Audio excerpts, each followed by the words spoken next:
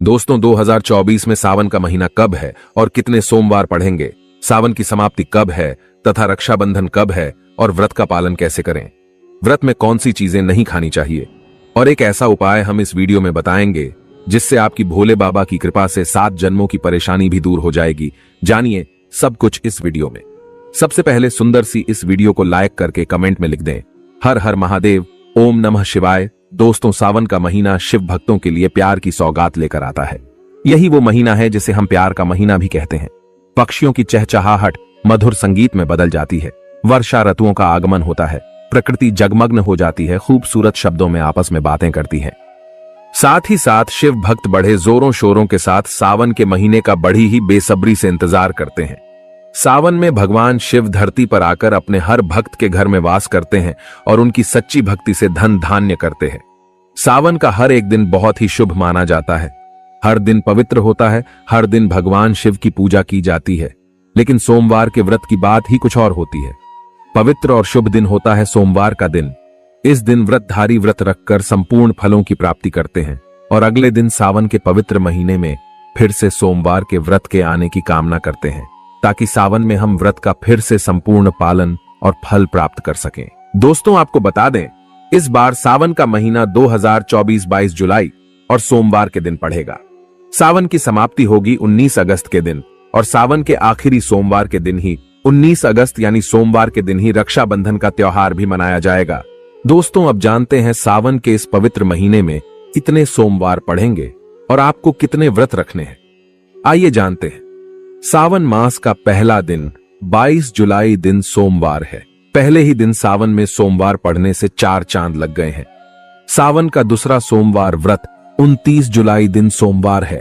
तीसरा सोमवार व्रत 5 अगस्त, सावन का पवित्र चौथा व्रत 12 अगस्त के दिन पढ़ेगा और 19 अगस्त को 5वां सोमवार है। दोस्तों, ऐसे में कुल मिलाकर 5 सोमवार पढ़ेंगे और अंत में 19 अगस्त यानी सोमवार के दिन सावन समाप्त हो जाएंगे। दोस्तों, ऐसे में हम जानते हैं सावन के इस पवित्र महीने में कौन सी गलती नहीं करनी चाहिए जिससे कि शिव नाराज न हो। और सावन व्रत में ये फल तो कभी मत खाना नहीं, तो भगवान भोले बाबा आपसे क्रोधित हो सकते हैं, आपका व्रत टूट सकता है। आइए जानते हैं कुछ ऐसी सावधानियां जिसे भूलकर भी नहीं करना चाहिए। दोस्तों, नंबर 1, शास्त्रों में कहा गया है कि व्रतधारी को उधार मांगकर फल आदि नहीं खाने चाहिए। इससे पाप लगता है और व्रत अधूरा रह जाता है। सोमवार का व्रत हो या कोई भी व्रत क्यों ना हो, पड़ोसियों से मांगकर भी व्रत आदि में फल वगैरह नहीं खाने चाहिए। व्रत में उधार मांगकर खाने से व्यक्ति का व्रत झूठा हो जाता है। ईश्वर की शरण में आने पर व्यक्ति को झूठ नहीं बोलना चाहिए, कर्ज नहीं लेना चाहिए, चुगली आदि नहीं करनी चाहिए, उधार मांगकर भी नहीं खाना चाहिए। अगर आपको कोई अपनी मर्जी से खाने के लिए व्रत में कुछ देता है तो उसे आप खा सकते हैं, लेकिन व्रत में कम से कम उधार मांगकर फल आदि नहीं खाना चाहिए। इससे पाप लगता है और व्यक्ति की पवित्रता भंग हो जाती है। दोस्तों, नंबर 2, सोमवार का व्रत हो या सावन का व्रत, आपको नाशपाती नहीं खाना चाहिए। दरअसल इस फल का नाम नाश यानी नाश करने वाला होता है, इसलिए इस फल को व्रत में नहीं खाना चाहिए। व्रत आदि को छोड़कर किसी और दिन आप कभी भी खा सकते हैं, लेकिन अगर जिस दिन आपका व्रत हो उस दिन नाशपाती का सेवन नहीं करना चाहिए। भगवान को भी नाशपाती नहीं चढ़ाना चाहिए। दोस्तों, नंबर 3, कुत्तू या सिंगाड़े का आटा खाने से भी आपका व्रत टूट सकता है।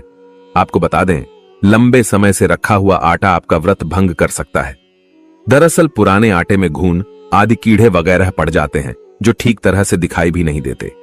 ऐसा आटा खाने पर दरअसल आप मांस का सेवन करते हैं और व्रत में कीड़े खाना घोर पाप के बराबर माना गया है और आपका व्रत भी भंग हो जाता है। व्रत में ताजा आटा खाना चाहिए। लंबे समय से रखे हुए आटे में कीड़े पड़ जाते हैं, ऐसा कभी न करें। व्रत हमेशा शुद्धता में ही रखना चाहिए। सावन का महीना बड़ा ही पवित्र महीना माना गया है, इसीलिए ये 5 चीजें भगवान शंकर के पास कभी न रखे। तो चलिए जानते हैं। दोस्तों, नंबर 1, जहां रखा हो शिवलिंग या महादेव की कोई भी प्रतिमा तो वहां पर भूल कर भी चप्पल जूते लेकर नहीं जाना चाहिए। जरा सोचिए, जब आपके कमरे में कोई चप्पल लेकर प्रवेश करता है तो आपको कितना क्रोध आता है। इसी कारण महादेव भी आपसे नाराज हो जाते हैं और आपको मिलने वाला फल नष्ट हो जाता है। ऐसे में मंदिर में नंगे पांव ही प्रवेश करना चाहिए, क्योंकि चमड़े की चप्पल हमेशा अशुद्ध रहती है। इससे देव शक्ति नाराज होती है। दोस्तों, नंबर 2, अक्सर महिलाओं को मासिक धर्म आ जाता है और वो बिना किसी को बताए पूजा पाठ कर लेती है, जो कि शास्त्रों में वर्जित माना गया है। इस समय महिलाओं को जानकर भी अनजान नहीं बनना चाहिए। अगर आपको मासिक पीड़ा है तो घर के बने मंदिर में या बाहर बने मंदिर में कभी प्रवेश नहीं करना चाहिए। इससे देव शक्तियां नाराज होकर आपसे क्रोधित हो सकती है। ऐसे समय में शिवलिंग को छूना घोर पाप के बराबर माना गया है। जरा सोचिए, ऐसी अवस्था में जब महिला को बुरा लगता है तो ईश्वर को कितना बुरा लगेगा। इसीलिए महिलाओं को ऐसी अवस्था में मंदिर यात्रा, घर में पूजा पाठ, भगवान की प्रतिमा को छूना या तुलसी में पानी भी नहीं डालना चाहिए। तुलसी का पौधा भी सूख जाता है। जब देव शक्तियां नाराज होती है तो लाजमी है कि घर में कंगाली और गरीबी, लड़ाई झगड़े होने लगते हैं। ऐसा कभी मत करना। दोस्तों, नंबर 3, शास्त्रों में बताया गया है कि जहां होता है शिवलिंग तो वहां पर सभी शक्तियां सक्रिय रहती हैं। अगर घर में होता है शिवलिंग तो वह व्यक्ति महादेव की कृपा सदैव पा लेता है। वास्तु शास्त्र के अनुसार शिवलिंग से हर वक्त ऊर्जा का संचार होता रहता है। इसीलिए शिवलिंग पर जलधारा हमेशा होनी चाहिए, जो ऊर्जा को शांत रखता है। कुछ लोग अपने घर में शिवलिंग तो रख लेते हैं, लेकिन वो 1 हफ्ते के बाद जल चढ़ाते हैं, जो कि बिल्कुल भी अच्छा नहीं माना जाता। अगर आप जल नहीं चढ़ा सकते तो आप अपने घर में शिवलिंग स्थापित कभी ना करें, जो कि गरुड़ पुराण में बताया गया है। इससे उल्टा घर में विनाश होता है। दोस्तों, नंबर 4, शास्त्रों में बताया गया है कि तुलसी और महादेव का बैर माना गया है। इसी कारण तुलसी में शिवलिंग और गणेश की प्रतिमा को नहीं रखा जाता। कई लोग जाने अनजाने में शिवलिंग को तुलसी में रख देते हैं और घर में परेशानियां आना शुरू हो जाती हैं। इससे महाशक्तियां क्रोधित हो जाती है। शिवलिंग पर तुलसी भी नहीं चढ़ाना चाहिए। तुलसी में और शिवलिंग में कुछ दूरी होनी चाहिए। दोस्तों, नंबर 5, घर का मंदिर या बाहर का मंदिर। किसी भी मंदिर में ऐसे व्यक्ति को प्रवेश नहीं करना चाहिए जिसने स्त्री प्रसंग अर्थात संभोग किया हो या उसने मांस खाया हो। अगर आप शारीरिक रूप से गंदे हैं तो मंदिर के आस पास भी नहीं जाना चाहिए। घर के बने मंदिर में कोई कपड़ा आदि डाल देना चाहिए। जरा आप ही सोचिए, क्या आप मांस खाकर या स्त्री के साथ शारीरिक संबंध बनाकर भगवान के पास जाएंगे और क्या वो आपसे प्रसन्न होंगे? बिल्कुल भी नहीं। वो आपसे क्रोधित हो सकते हैं और आपसे नाराज हो जाएंगे। शास्त्रों में इसे घोर पाप माना गया है। इससे व्यक्ति नरक में जाता है। ऐसा दुष्ट स्वभाव मनुष्य की बर्बादी का कारण माना गया है। ऐसा न करे। ईश्वर के सामने हमेशा नहा धोकर मन पवित्र लेकर ही जाना चाहिए। इससे सभी शक्तियां आपसे प्रसन्न रहती हैं। दोस्तों, सावन के महीने में महादेव को ऐसे बेल पत्र कभी मत चढ़ाना, बहुत ही अशुभ माना जाता है। दोस्तों, पौराणिक मान्यताओं के अनुसार बेलपत्र चढ़ाने से शिव जी का मस्तक शीतल रहता है। बेलपत्र से भगवान शिव की पूजा करने से दरिद्रता दूर होती है और व्यक्ति सौभाग्यशाली बनता है। इससे हनुमान जी भी प्रसन्न होते हैं, क्योंकि वे शिव के ही अवतार हैं और इस बात को शायद ही कोई जानता हो। दोस्तों, पहले आप ये जानें कि बेलपत्र का उपयोग और इसके लाभ कैसे मिलते हैं। दोस्तों, नंबर 1, तीनों लोकों में जितने तीर्थ स्थल प्रसिद्ध हैं, वे सभी तीर्थ स्थल बेलपत्र के मूल भाग में स्थित माने जाते हैं। इस बात को शायद ही कोई जानता हो। दोस्तों, नंबर 2, यदि बेल का वृक्ष घर के बीचों बीच या पूर्व दिशा में लगा हो तो घर में धन धान्य की कोई भी कमी नहीं रहती और परिजन खुशहाल रहते हैं। दोस्तों, नंबर 3, जो व्यक्ति बेल के वृक्ष के मूल भाग की गंध, पुष्प आदि से पूजा अर्चना करता है, उसे मृत्यु के पश्चात शिवलोक की प्राप्ति होती है। दोस्तों, अब जानते हैं बेल पत्र से जुड़ी कुछ खास बातें। चतुर्थी, अष्टमी, नवमी, चतुर्दशी और अमावस्या तिथियों को संक्रांति के समय और सोमवार को बेलपत्र नहीं तोड़ना चाहिए। पूजा से 1 दिन पूर्व ही बेलपत्र तोड़कर रख लें।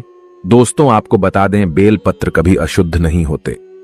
यदि आपको पूजा के लिए नया बेलपत्र नहीं मिल रहे हैं तो आप किसी दूसरे के चढ़ाए हुए बेलपत्र को स्वच्छ जल से धोकर भगवान शिव को अर्पित कर सकते हैं। दोस्तों, बेलपत्र में 3 पत्तियां होनी चाहिए। कटी फटी पत्तियों का बेलपत्र भगवान शिव को अर्पित गलती से भी मत करना। कटी फटी पत्तियों को अर्पित करने से शिव का अपमान माना जाता है और बेलपत्र का भी। इसलिए बेलपत्र की पत्तियां एकदम साफ होनी चाहिए। दोस्तों, सावन के इस पवित्र महीने में अगर जिस व्यक्ति को 5 संकेत मिल जाए तो इससे यह पता चलता है कि महादेव आपकी भक्ति से बहुत प्रसन्न है और आपको धनी होने से कोई भी नहीं रोक सकता। तो चलिए जानते हैं। दोस्तों, नंबर 1, बैल का दरवाजे पर आना।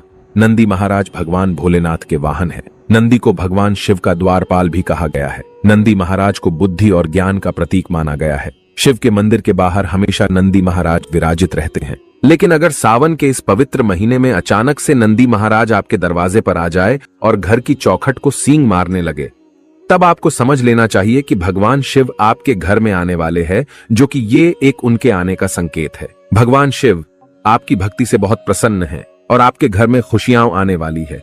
आपको धनी होने से कोई नहीं रोक सकता, लेकिन याद रहे नंदी महाराज को तिलक लगाकर मीठा भोग जरूर खिलाएं। दोस्तों, नंबर 2, सावन के पवित्र महीने में अचानक से आपके सपनों में अगर शिवलिंग दिखाई दे जाए, अर्थात भगवान शिव दिखाई दे जाए, तो इसे आपको यह समझना चाहिए कि अब आपके जीवन से परेशानियों का अंत जल्दी हो जाएगा। भगवान शिव आपकी सच्ची आराधना भक्ति से बहुत खुश है और वो आपके घर में आने वाले हैं।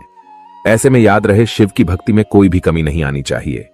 घर को गंदा मत रखना, क्योंकि आपके घर में भगवान शिव आने वाले हैं। दोस्तों, नंबर 3, शास्त्रों के अनुसार माना गया है कि नीलकंठ भगवान शिव का प्रतीक है। अगर आपके घर में सावन के महीने में नीलकंठ छत पर आकर बैठ जाए तो उसे भूल कर भी मत भगाना, क्योंकि यह भगवान शिव का प्रतीक माना गया है। ऐसे में आपको खुश होना चाहिए, क्योंकि भगवान शिव आपकी भक्ति से बहुत खुश है। शास्त्रों में बताया गया है कि नीलकंठ अगर मनुष्य के घर पर आकर बैठ जाए तो साक्षात घर में महाशिव के आने के संकेत माने गए हैं। अब आपके बुरे दिन जाने वाले हैं। कहते हैं श्री राम ने इस पक्षी के दर्शन करने के बाद ही रावण पर विजय प्राप्त की थी। दोस्तों, नंबर 4, सावन के पवित्र महीने में अचानक से घर में काला सांप निकल आए तो बहुत ही शुभ माना गया है। इसे बिल्कुल भी न मारे, यह भगवान शिव के आने का संकेत है। जिनकी भक्ति से महादेव प्रसन्न होते हैं, तब महादेव किसी खास अवसर पर ही अपने दर्शन देते हैं। सावन का महीना बहुत ही पवित्र महीना माना गया है। यही वो महीना है जिसमें भगवान शिव धरती पर आते हैं और उसी घर में अपना वास बना लेते हैं जो सच्चा भक्त होता हो। सपनों में किसी मंदिर में नाग नागिन का जोड़ा देखना बहुत ही शुभ माना गया है। ये घर में शिव के आने के संकेत हैं। अब आपको खुश होने की जरूरत है। दोस्तों, नंबर 5, सावन के शुभ अवसर पर सोमवार के दिन डमरू की आवाज, घंटियों की आवाज सुनाई दे जाए तो ये अत्यंत शुभ माना गया है। इसका अर्थ यह है कि भगवान भोलेनाथ आपसे प्रसन्न हैं और जल्दी आपके घर और जीवन में प्रवेश करने वाले हैं, जिससे आपका आर्थिक संकट दूर होकर जीवन में सुख समृद्धि आने वाली है। महादेव आपसे बहुत खुश है। दोस्तों, अब जानते हैं सावन के पवित्र समय में मंदिर में घंटी क्यों बजाई जाती है, घंटा क्यों बजाया जाता है, ताली क्यों बजाई जाती है। मंदिर के अंदर कारण क्या है? शंकर के मंदिर में घंटी क्यों बजाई जाती है? शंकर के मंदिर में घंटी को क्यों बजाया जाता है? ताली को बजाना क्यों ना करा जाता है? शिव मंदिर में किस लिए करा जाता है? तो ये पुराण है कि मंदिर के अंदर या घर के अंदर आप गरुण घंटी जब जाते हो, घंटी का नाद जब करते हो, तो शिव महापुराण की कथा और लिंग पुराण की कथा, विष्णु पुराण की कथा कहती है। मात्र घंटी का नाद कर देने से जितने भूमि पर तीर्थ है, जितने साधक साधना कर रहे होते हैं, जितने तप कर रहे होते हैं, जितनी पवित्र नारी स्त्री का पालन कर रही होती है, जितने दान हो रहे होते हैं, कुछ समय पर जिस समय तुमने घंटी बजाई है, उस पल वो सारे पुण्य घंटी का नाद करते से तुम्हारे खाते में आ जाते हैं। शंकर जी के मंदिर में जाकर ताली का नाद किया जाता है। ताली शिव मंदिर में क्यों बजाई जाती है? मंदिर में जितने भी बैठे होंगे, जो भजन कर रहे होंगे, जो साधना कर रहे हैं, अभिषेक कर रहा है, पूजन कर रहा है, 3 बार ताली बजाने से उनका सारा का सारा पुण्य हमारे खाते में आ जाता है, खींचा चला आता है। हमारा भाग्य प्रबल हो जाता है, 1 सेकंड में हमारे खाते में आ जाता है और हमें लगता है हम शंकर को रिझा रहे हैं। शंकर को रिझाएं शिव जरूर देते हैं। घर में गरुड़ घंटी का नाद करना। दोस्तों, इसलिए बच्चों को खेलने के लिए घंटी नहीं दी जाती। गरुड़ घंटी कोई खेलने को नहीं देता। दूसरा सामान दे देंगे पर गरुड़ घंटी नहीं देंगे। क्यों नहीं देते? क्योंकि गरुड़ घंटी का जब नाद किया जाता है तो सबका पुण्य हमारे खाते में जाता है। कोई साधारण है घंटी बजाना? पूजन के समय, स्मरण के समय पर भजन आदि करना चाहिए, इसलिए घंटी भी हर कभी नहीं बजाई जाती। और आपसे भी निवेदन है, मंदिर में भी जाओ तो घंटी का नाद करो तो बड़े प्रेम से करो, ऐसे नहीं बजाओ। बजाए जाओ, बजाए जाओ। कई मंदिरों में मंदिर का पट बंद हो जाता है तो भी लोग घंटी बजा देते हैं। दोष लगता है। भगवान अगर मंदिर में सो रहे हैं तो उस समय घंटी बजाना घोर पाप माना जाता है। जिस जगह पर ब्राह्मण विद्वान है, साधक हैं, संत हैं, साधु हैं, मंदिर अगर बंद होता है तो उसके साथ में घंटी के नीचे के भाग को रस्सी से ऊपर बंद दिया जाता है, जिससे बजे ना। कहते हैं अगर भगवान अगर विश्राम कर रहे हैं, सो रहे हैं, निंद्रावश्य है या पट बंद है, कुछ समय पट बंद का समय है और घंटी का अगर नाद हो जाए तो कहते हैं 11 ब्राह्मण के भूखे रहने का दोष लग जाता है जीवों को। मात्र घंटी बजा देने पर अगर भगवान विश्राम में है, पट बंद, दरवाजा बंद और लिखा हुआ है समय मंदिर खुलने का समय 11 बजे से 3 बजे तक मंदिर बंद होने का समय। और तुमने यदि समय देख लिया, फिर भी तुमने तो देख लिया और तुम उस समय कह रहे हो मैं दूर से आया हूं, घंटी तो बजाऊंगा। तो ऐसा करने से कई लोगों के भूखे रहने का दोष आपको लग जाता है। घंटी बजाने का सबसे शुभ समय माना जाता है सुबह 4 बजे से लेकर सुबह 11 बजे तक अत्यंत दुर्लभ और मंगलकारी माना जाता है। इस समय घंटी बजाना और रात के समय शाम 6 बजे से लेकर रात 11 बजे से पहले तक पूजा पाठ तथा घंटी बजा लेनी चाहिए, क्योंकि 12 से पहले तथा 12 के बाद मंदिर के पट बंद कर दिए जाते हैं। इस समय देवी देवता विश्राम करते हैं, निद्रा में चले जाते हैं। इस समय उन्हें जगाना मतलब घोर पाप का भागीदार बनने के बराबर है। आप अपने पुण्य नष्ट कर सकते हैं। दोस्तों, एक आखिरी ऐसा उपाय है जिसको अगर आपने सावन के पवित्र महीने में कर लिया तो दुनिया की कोई भी ताकत, कोई भी शक्ति आपको करोड़पति होने से रोक नहीं पाएगी। बस कर लेना। ये उपाय सावन बार बार नहीं आता है। उपाय जरूर करना। इस समय भगवान शिव सक्रिय अवस्था में होते हैं, जो मांगो अवश्य होती है हर कामना। दोस्तों, आज हम आपको बताएंगे मात्र कुछ ही समय में आपके जीवन से कर्ज हमेशा के लिए उतर जाएगा। अगर ना उतरे तो आप हमारे चैनल स्माइल फैमिलीज को अनसब्सक्राइब कर देना। हम आपको कागज, पेन, कॉपी आदि पर लिखकर दे सकते हैं कि मात्र कुछ ही समय में इस उपाय से आपका कर्ज तुरंत उतर जाएगा। घर से तमाम तरह की परेशानियां, गृह कलेश, पति पत्नी की परेशानी, नजर दोष, राहु दोष, मंगल दोष, पितृदोष, गरीबों का दोष, भयंकर काल सर्प दोष, शनिदेव का दोष, बरसों पुरानी यदि किसी की बद्दुआ, काला जादू अगर जीवन में किसी ने कर रखा है तो वह मात्र इस उपाय से पल भर में ही दूर हो जाएगा। दोस्तों, ना कम ना ज्यादा पूरे 5 काम आपको करने हैं। दोस्तों, अक्सर हम शौक के लिए क्या कुछ नहीं करते, यहां तक कि अपना घर तक गिरवी रख देते हैं। नौबत यह भी आ जाती है कि कुछ लोग तो कर्ज के कारण अपना घर तक छोड़ देते हैं। और वैसे देखा जाए तो कर्ज से बढ़कर कष्टप्रद कोई स्थिति नहीं होती। कर्ज एक श्राप की तरह होता है जो अगर एक बार लग जाए तो बिना उपाय किए उतरता ही नहीं है। अगर आप भी कर्ज के बोझ से परेशान हैं तो इस उपाय का प्रयोग अवश्य करें। 2 से 8 दिन के अंदर लाभ मिलने लगता है। ये बात आपको शायद मजाक लगे, लेकिन मैं आपसे वादा करता हूं कि यह 100% सत्य है। लेकिन इसका लाभ लेने के लिए आपको 5 काम अवश्य करना है, तभी ही कर्ज से मुक्ति मिलेगी। तो चलिए शुरू करती है। सच्चे दिल से कमेंट बॉक्स में लिखें हर हर महादेव, ओम नमः शिवाय। एक लाइक जरूर करें। आज का वीडियो बहुत ही सुंदर है, इसीलिए एक लाइक आप पहले ही कर दें, क्योंकि आप लाइक करना भूल जाते हैं। आपका एक लाइक हमारे लिए बहुत ही कीमती है, बहुत ही प्यारा है। इसीलिए सावन के पवित्र महीने में भगवान शिव के लिए एक लाइक तो बनता है। दोस्तों, 5 कामों में सबसे पहला काम है, सबसे पहला उपाय है पक्षी। पक्षियों को दाना डालने से जिंदगी की बहुत सारी खुशियां मिलती हैं, जिसकी आप कल्पना भी नहीं कर सकते। पक्षी को हर शनिवार, मंगलवार दाना डालने से जल्द कर्ज से मुक्ति मिलने लगती है।